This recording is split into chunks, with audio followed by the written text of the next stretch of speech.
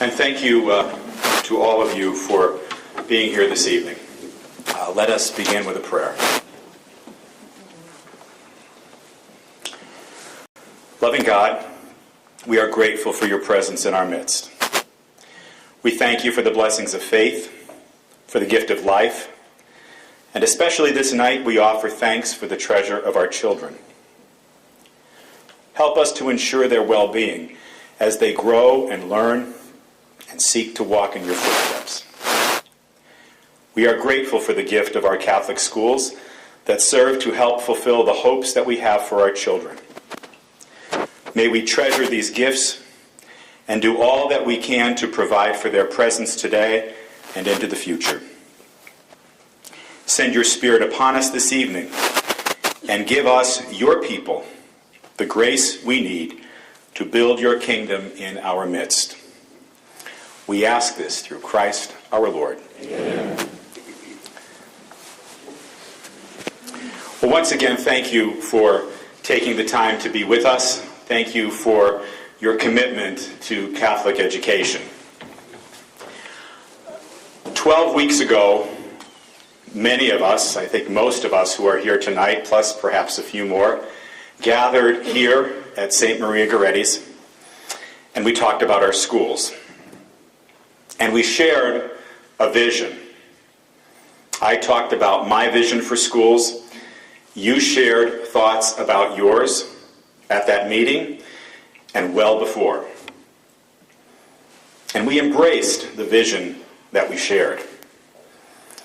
The vision emerged from well over a year of conversation and dialogue. We began talking about Catholic schools the week after I was installed as bishop, which is just 1 year coming up at the end of this month. But we spoke about Catholic schools actually prior to that, when I had assumed the role of delegate with Cardinal Regali when he was administering the diocese for 9 months. One of the things that you shared with me, and when I say you, I mean teachers, administrators, and especially parents. One of the things that you shared with me time and time again, over and over again, just tell us, Bishop, that we have a Catholic school system for our children. Just tell us that there's going to be a system in our diocese for our children to be educated in the faith in Catholic schools like we were in many instances. That was the thing that drove the vision.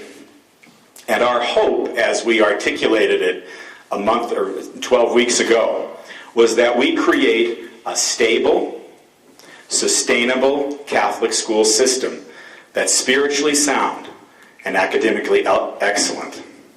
Stable, a system that we can look to and know will be there this year and next year and the year after. The uncertainty is the thing that so many of you, I think, found very difficult.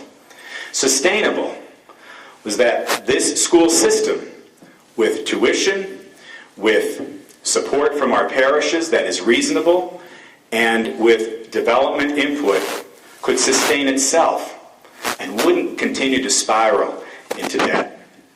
And of course, a system that's spiritually sound. That's why we're here.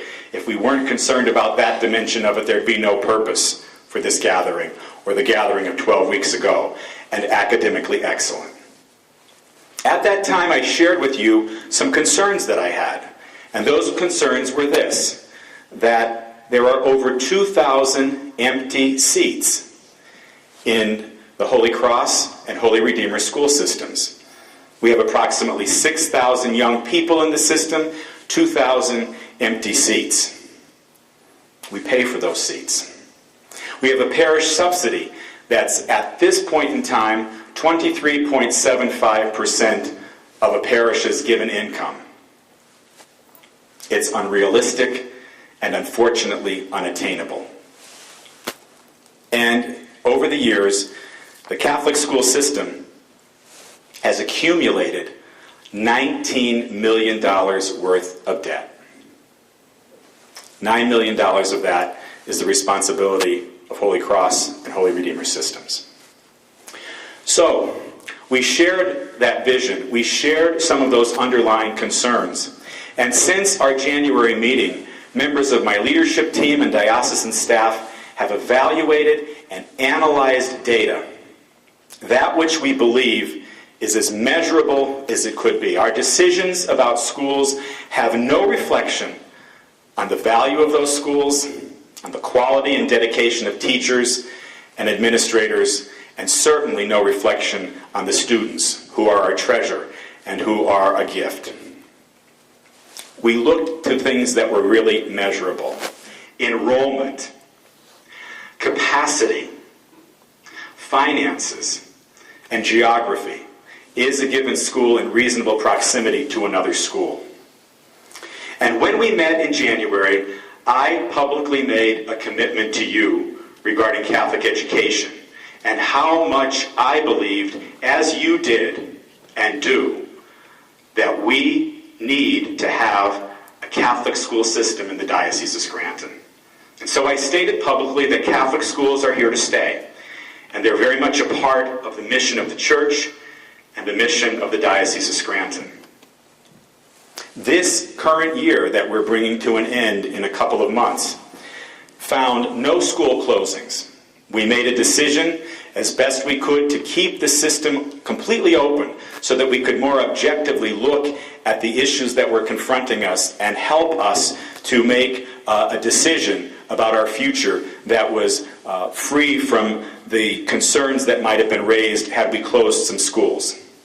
But if you remember, in January, as much as I committed ourselves to a Catholic school system, I also cautioned that we could not rule out the possibility of some school closings in the upcoming year. We would look to enrollment, utilization, geography, and cost. Those would be the things that would drive the system, that would drive the decision ultimately. Since that time, you responded. We asked our schools to embrace an early and very aggressive campaign to get our children to register, our families to register their children, so that we might know early in the process what kind of enrollment we could count on. And you respond incredibly well. We asked for enrollment due by March 4th. You took that seriously. You understood that we would be using enrollment in our assessment of our Catholic school system, and I thank you for your support and your faith in our ability to educate our children and prepare our children for the future. The good news was that 90% of our children re-enrolled. There was a 90% enrollment retention. The bad news is that it's 90% of an already challenged system. We currently have, remember, over 2,000 empty seats. Now, with an aggressive enrollment campaign, we have 90% of what we had last year. And unfortunately, that means that we're still very challenged. Consequently, and this is no surprise to you, difficult decisions have to be made as we strive to achieve what we hope and believe, more importantly, will be a sustainable, stable Catholic school system that's spiritually sound and academically excellent. But you know something, my friends? We've got to move forward. I can't put you or any of the people who work with me or these wonderful principals and pastors or any of our teachers or our families through this much longer. We've worked very, very hard for the last year, but we need to come to some resolution.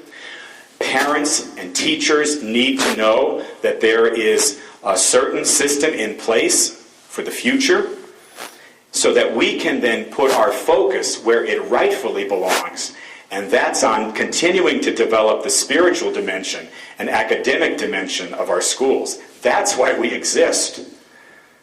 And unfortunately, we've been somewhat side-railed because of these concerns, which become consuming. I promised you a reconfiguration of the system to be made by April 15th, and so we come together tonight to fulfill that promise and to look to the future. I am committed to Catholic education and to providing a Catholic school system in the Diocese of Scranton. We have a desk. We have a desk for every child currently enrolled in our system. While that desk may not be in the building where that child currently attends school, it will be in close proximity. And so, my friends, the following adjustments to where students currently attend classes are being made. Students from the following schools will be welcomed into the system schools that remain. They are Sacred Heart in Carbondale, Marian Catholic in Scranton,